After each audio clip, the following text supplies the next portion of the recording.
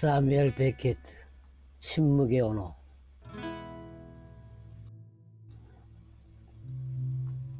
1. 들어가며. 제2차 세계대전이 끝난 뒤 유럽은 거대한 폐허였다. 건물만 무너진 것이 아니라 말 자체가 무너졌다. 사람들은 서로를 이해하지 못했고 말은 신뢰를 잃었으며 삶은 언제든 금방 어두워질 것 같은 상태로 흔들리고 있었다. 문학은 이 폐허 위에서 다시 시작해야 했다. 그리고 그 선두에 사뮤엘 베케트라는 한 인간이 있었다. 그는 화려한 수사를 전부 버리고 남은 것, 침묵, 기다림, 말의 부스러기들만으로 새로운 문학을 만들었다. 나도 사실 예전에 베케트를 처음 접했을 때는 이게 도대체 뭐지? 라는 느낌부터 들었다. 책장을 넘기다가 멈춘 적도 있고 지금도 이게 베케트다 라고 자신있게 말할 수는 없다. 그러나 이상하게도 시간이 지나고 다시 돌아오면 베케트의 작품은 설명할 수 없는 여운을 남긴다. 우리가 사는 삶의 시간과 너무 닮았기 때문인지도 모른다. 기다리고 멈추고 다시 기다리는 그 시간들. 그래서 오늘은 베케트가 무엇을 말했는지보다 왜 그런 방식으로 말할 수밖에 없었는지 그 시대의 공기와 함께 이야기해 보려고 한다. 이 영상의 핵심은 베케트를 해석하는 법이 아니라 베케트를 견디는 법이라고 해야 옳을 것이다. 이제 그의 작품들을 통해 언어가 사라진 세계에 남겨진 인간을 들여다본다. 2. 고도를 기다리며. 기다림이 사건이 되는 순간 베케트의 대표자 고도를 기다리며는 연극의 역사를 통째로 뒤바꾼 작품이다. 그 이유는 단 하나, 아무 일도 일어나지 않기 때문이다. 줄거리는 놀라울 만큼 단순하다. 두 인물, 블라디미르와 에스트라곰이 고도라는 대상을 기다린다. 고도는 오지 않는다. 다음날 다시 기다린다. 그는 또 오지 않는다. 연극은 그렇게 끝난다. 이 단순함이 왜 세계 문학사를 바꾸었을까? 1. 사건이 사라진 세계. 전통적 연극은 사건이 중심이었다. 어떤 갈등이 있고 그 갈등이 최고조에 이르고 마침내 해결이 찾아오는 구조가 연극의 골격이었다. 고대 비극에서부터 근대 시민극에 이르기까지 이 구조는 변함없었다. 그러나 베케트의 무대에는 갈등도 해결도 절정도 없다. 대신 모든 게 반복된다. 서로 같은 대사를 되풀이하고 같은 동작을 하고 한숨도 농담도 짧은 희용도 모두 시간의 반복 속에서 제자리로 돌아간다. 베케트는 이렇게 묻는다. 사건이 없는 세계에서 인간은 무엇으로 존재를 증명한단 말인가? 그 물음의 답은 기다림이다. 2. 기다림이 세계를 구성하는 방식. 두 인물은 말한다. 가자. 그래, 가자. 하지만 그들은 가지 않는다. 이 짧은 교환은 베케트의 세계 전체를 설명한다. 행동하려는 의지와 행동하지 못하는 현실 사이에 심연처럼 넓은 틈이 존재한다. 그 틈이 바로 부조리의 자리다. 고도는 오지 않고 오지 않는 고도를 기다리는 일이 하루를 구성하는 전부가 된다. 마치 기다림 자체가 사건을 대신하는 것처럼. 베케트의 무대에서 기다림은 더 이상 수동적 행동이 아니다. 기다림이 바로 존재의 방식이 된다. 아무 일도 일어나지 않아. 그런데도 우린 계속 기다리지. 3. 희비극의 핵심. 고도를 기다리며의 장르 표기는 희비극, 트래지코미디이다. 슬픔과 웃음이 동시에 존재하는 특유의 이중 감정 때문이다. 인물들은 절망적인 상황에 놓여 있으나 그들은 그 절망을 심각하게 다루지 못한다. 슬픈 말이 코믹하게 변하고 웃긴 행동이 쓸쓸한 여운을 남긴다. 베케트는 인간을 웃기면서도 슬픈 존재로 그린다. 그 모순이 바로 희비극의 미학이며 이는 베케트 문학 전체를 관통하는 정서다. 베케트가 보여준 희비극의 정서는 이후 현대극에서도 자연스럽게 이어진다. 어두운 현실을 그대로 비극으로 처리하지 않고 가벼운 몸짓, 건조한 유머, 아이러니를 섞어 오히려 더 쓸쓸한 분위기를 만들어내는 방식이다. 카프카의 블랙 코미디와도 맥이 닿고 필름 느와르적 감수성, 채플린의 슬랩스틱이 모두 이런 흐름 속에서 만난다. 절망 속에서 튀어나오는 작은 웃음이 오히려 인간의 고독을 더 뚜렷하게 드러낸다는 점에서 희비극은 오늘의 연극에서도 여전히 유효한 미학적 언어다. 4. 말의 파편과 침묵. 베케트의 인물들은 말을 많이 한다. 그러나 그 말들은 서로를 향해 닿지 못한다.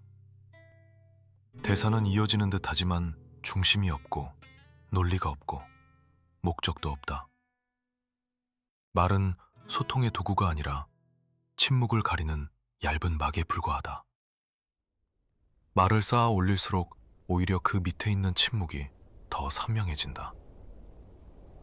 카프카의 인물들에게서 말은 종종 소통을 단절시키는 장치가 된다면 베케트의 세계에서 침묵은 단순한 부재가 아니라 오히려 문학의 핵심 주제가 된다. 말이 끊기는 순간 베케트는 오히려 더 많은 것을 드러내며 인간 존재의 공허를 무대 위에 그대로 노출한다. 5. 오지 않는 고도. 많은 이들이 묻는다. 고도는 누구인가? 수많은 해석이 제시되었다. 구원, 희망, 미래, 진, 체제, 혹은 인간이 스스로 만들어낸 환상. 그러나 베케트는 고도의 정체를 끝까지 말하지 않았다. 그는 말한다. 고도의 정체는 중요하지 않다. 중요한 것은 그가 오지 않는다는 사실이다. 즉, 고도는 실체가 아니라 인간이 붙잡고 있는 마지막 희망의 형태다. 그 희망이 현실에서 실현되지 않을 때 인간은 어떻게 하루하루를 견디는가? 베케트는 바로 그 과정을 보여준다. 고도가 오지 않으면 인간은 무엇으로 시간을 버티는가? 그 답은 행동도 사건도 아니다. 오직 기다림의 반복이다. 베케트의 세계에서 기다림은 패배가 아니라 인간이 할 수 있는 최후의 저항이다. 희망이 없는데도 희망을 포기하지 않는 모순. 바로 그 모순이 인간을 인간답게 만든다. 카프카가 시스템의 미로 속에서 인간의 무력함을 보여주었다면 베케트는 그 미로조차 사라진 자리에서 언어만 남은 인간을 보여주었다. 3. 소설 3부작 말의 잔해 위에서 쓰는 소설. 이 언어 실험에는 뚜렷한 계보가 있다. 베케트는 젊은 시절 제임스 조이스의 조수로 일했고 조이스의 언어 실험을 가장 가까운 자리에서 지켜본 사람이다.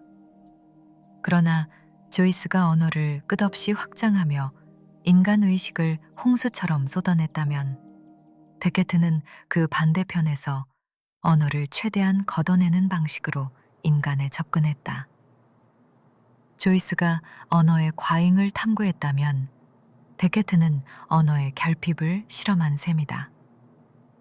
이 둘의 대비는 20세기 모더니즘 이후 문학이 나아간 두 방향을 상징한다.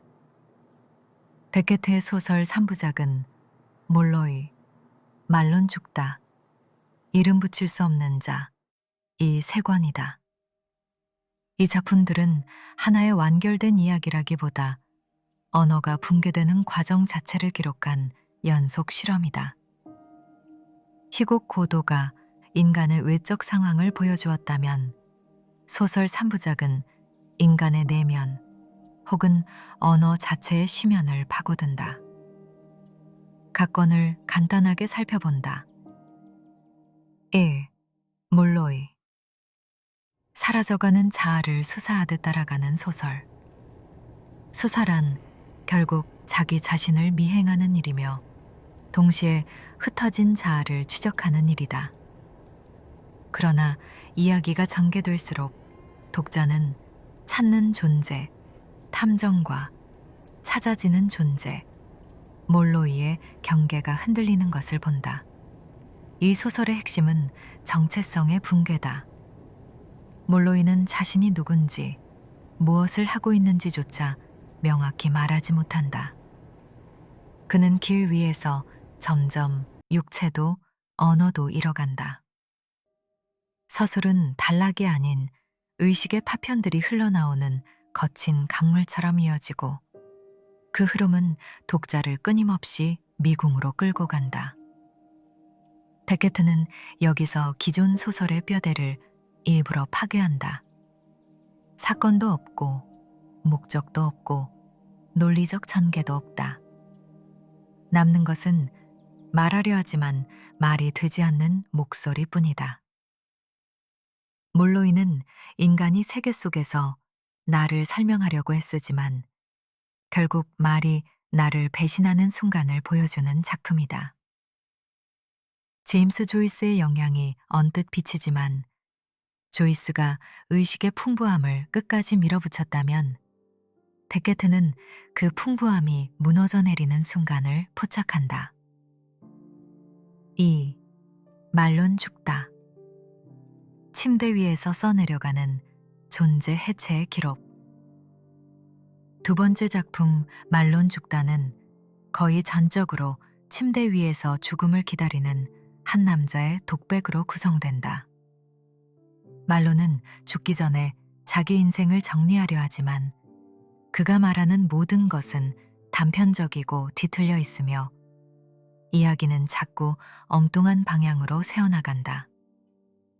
이 소설의 본질은 죽어가는 사람이 말로 세상을 붙들려는 마지막 시도다. 그러나 말론의 언어는 세계를 설명해주지 않는다. 오히려 더 혼란만 더해준다. 그는 이야기를 완성하겠다고 말하면서 단 한 번도 완성하지 못한다. 이것은 우연이 아니라 데케트의 의도로 보인다. 인간이 세계를 이해하려고 서사를 만들지만 결국 서사는 의미를 붙드는 도구가 아니라 붕괴의 기록에 불과하다는 사실을 드러낼 뿐이다. 말론 죽다는 내 삶에 의미가 있었는가? 라는 질문을 끝까지 풀지 못한 채 무너지는 인간의 모습을 처절하게 보여주는 작품이다. 3. 이름 붙일 수 없는 자. 언어의 마지막 잔해만 남은 자리. 세 번째 작품은 문학사에서 독보적이다.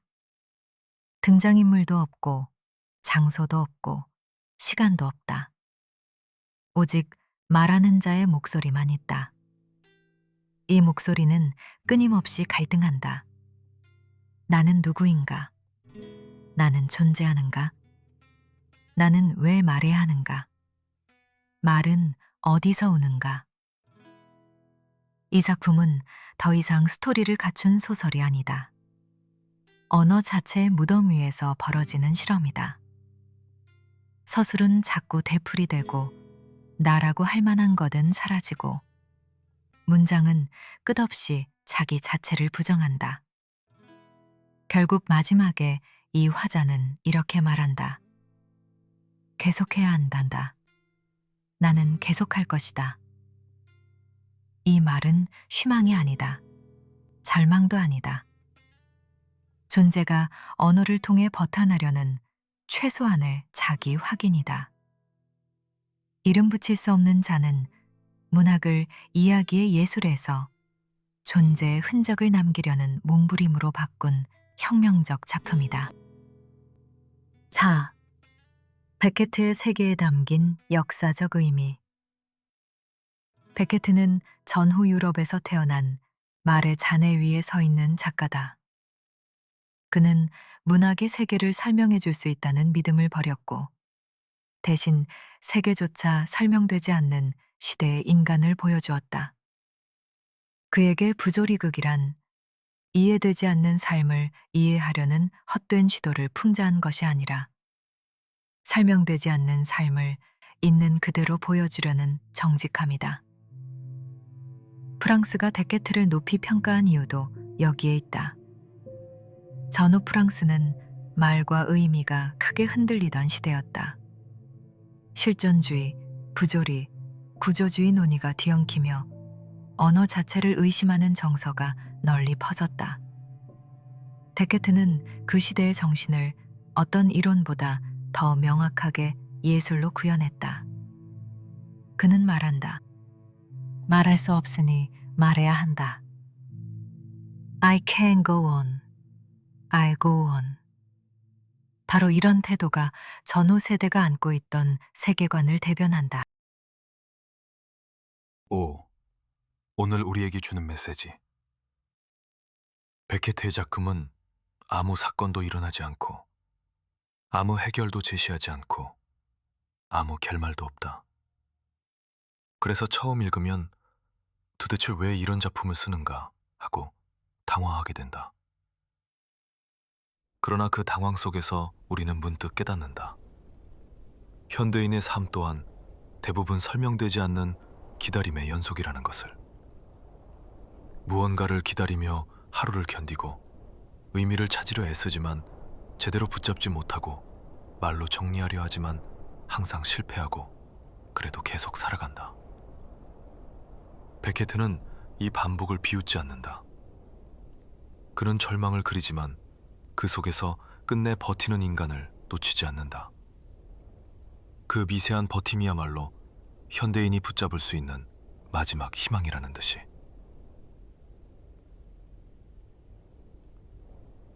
유, 가와바타와 베케트. 연속된 해의 노벨상.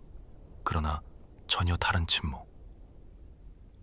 베케트는 1969년 노벨 문학상을 받았다. 그 바로 전에 1968년에는 일본의 가와바타 야스나리가 수상했다. 두 사람은 연속된 해에 무대에 올라치지만 침묵을 대하는 태도는 극명하게 달랐다. 가와바타의 침묵은 하얀 눈 속에서 소멸해가는 아름다움을 바라보는 침묵이다. 그의 세계는 감각적이고 섬세하며 침묵이 오히려 삶의 온기를 품는다. 베케트의 침묵은 말이 모두 무너지고 난 뒤 남는 잔해 같은 침묵이다. 그의 세계는 차갑고 건조하고 끝없이 파편화된다. 문학사적 비중은 다르지만 두 사람은 모두 언어로 다 포착되지 않는 인간의 깊이를 각자의 고유한 방식으로 파고든 작가들이었다. 7. 나가며. 왜 지금 베케트를 읽어야 하는가? 베케트의 작품은 처음 접하면 난해하다. 어릴 때 내가 연극으로 고도를 기다리며를 보았을 때도 무대에서 대체 무엇이 벌어지고 있는지 알 수 없었다. 지금 다시 읽어도 그 난해함은 완전히 사라지지 않는다. 그러나 바로 그 난해함이 베케트를 지금 다시 읽어야 하는 이유다. 베케트는 인간을 희망의 차원에서 보지 않는다. 인간의 세계를 이해하려 할 때 언어가 무너지고 의미가 붙잡히지 않는 바로 그 순간에 인간의 진짜 모습이 드러난다고 본다. 그는 그 이해되지 않는 자리를 미워하지 않고 있는 그대로 보여준다. 이 대목에서 까미와의 차이가 또렷해진다. 까미는 부조리를 인간이 직면해야 할 의식의 문제로 보았고 그 속에서 반항을 하나의 윤리적 태도로 제시했다. 그러나 베케트는 반항마저 사라진 자리로 내려간다. 설명도 저항도 구원도 가능하지 않은 곳. 그는 오직 목소리만 남은 인간이 You must go on. I can go on. I'll go on. 계속해야 한다. 계속할 수 없다. 그래도 계속하겠다라고 중얼거리는 순간을 포착한다. 까미가 부조리의 철학을 세웠다면 베케트는 부조리의 존재 방식을 몸으로 써내려간 셈이다. 베케트가 지금 다시 읽혀야 하는 이유는 여기 있다. 우리는 모든 것이 지나치게 빨리 결론이 나고 바로 설명되고 즉시 의미화되는 시대에 살고 있다. 그러나 우리의 삶 역시 대부분 설명되지 않는 기다림의 연속이며 때로는 의미를 붙잡으려 할수록 더 멀어지는 순간을 겪는다. 베케트는 그런 우리에게 말한다. 삶은 이해되지 않더라도 계속해야 한다. 이 말은 희망의 언어가 아니라 존재를 버텨내는 최소한의 말이다. 어릴 때는 이해되지 않던 그 연극이 이제는 오히려 삶을 설명해 주는 것 같다. 설명되지 않는 삶을 억지로 설명하려 하지 말고 그 침묵과 기다림 속에서 인간이 어떤 모습으로 존재하는지를 정직하게 바라보라는 것. 베케트는 그 어려운 일을 가장 단순한 형태로 우리 앞에 놓아준다. 그래서 지금 이 혼란의 시대의 베케트는 다시 읽혀야 한다. 그는 절망의 작가가 아니라 끝까지 버티는 인간을 보여주는 작가다. 요즘은 인간만 말하는 시대가 아니다. AI가 말의 일부를 대신하며 언어의 자리를 흔들고 있다. 그러나 AI가 말을 대신하는 시대일수록 우리는 오히려 말이 닿지 않는 자리에서 인간이 어떻게 존재하는가를 더 깊이 묻게 된다. 그 질문은 베케트가 평생 붙잡았던 질문이기도 하다. 말이 실패한 자리에서 그래도 말을 이어가려는 그 작은 목소리. 바로 그 목소리가 우리에게 지금 가장 필요한 문학적 용기가 아닐까? 오늘도 바가본도의 지구촌 문학여행이었습니다. 시청해 주셔서 고맙습니다.